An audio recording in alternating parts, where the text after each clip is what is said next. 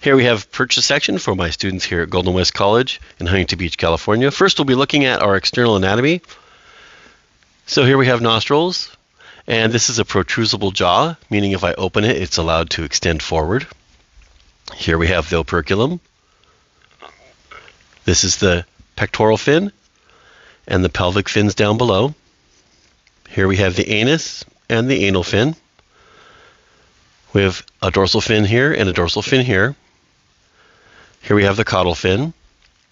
Now this type of tail is called a homocercal tail, meaning that the vertebral column doesn't really go into the dorsal or ventral lobe of the tail. Right here you can be if you look real careful, you can see a lateral line right along there. And then here we have the eye. Now in the anterior dorsal fin we could see these real sharp things. These are called spines. In the posterior dorsal fin we have something else called a ray, and those little tiny things inside that fin.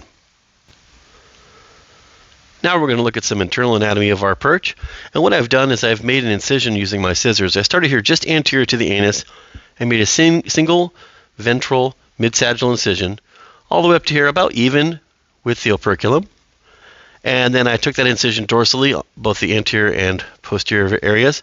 And then again, I made a longitudinal incision here. So this piece will just come off. Now this is a male fish. Sometimes when you open up the fish, there'll be a big ovary full of eggs right here. But this is the male. These are the testes. There's no big ovaries full of eggs. Likewise, this fish was actually quite fat. You can see this white stuff everywhere. There was a lot of fat inside the abdominal cavity, or coelomic cavity, I guess would be the better term, of this fish. I removed most of it for the video. And so we'll start looking at our internal anatomy here, starting with the digestive tract. And then here we have the stomach. Got the stomach, okay. And then attached to the stomach, kind of under here, there's one, we could see pyloric ceca. There should be a few of them, but I've got a good view of this one right here. And then coming out of the stomach, we have the first part of the intestine, officially called the duodenum.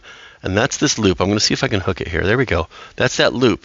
It's called the duodenum. Now the membrane holding that intestine in that shape, or that duodenum in that shape, is called the mesentery.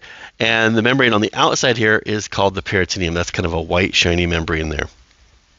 Continuing from the duodenum, we have the intestine, and then, of course, the anus. Now, the space here between the gut and the body wall is called the coelom.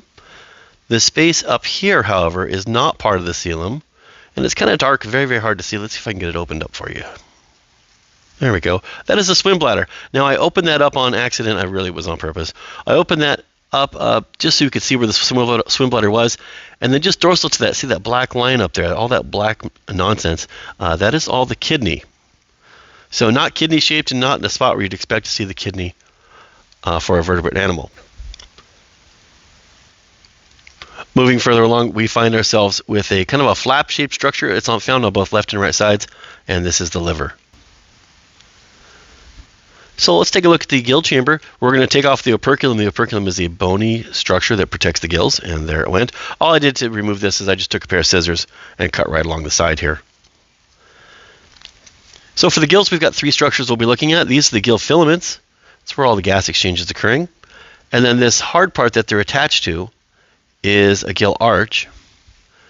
And then if we dig around down in here, oh, do you see them standing up? See them? Those are gill rakers. So again, that's gill rakers, gill arch, gill filaments.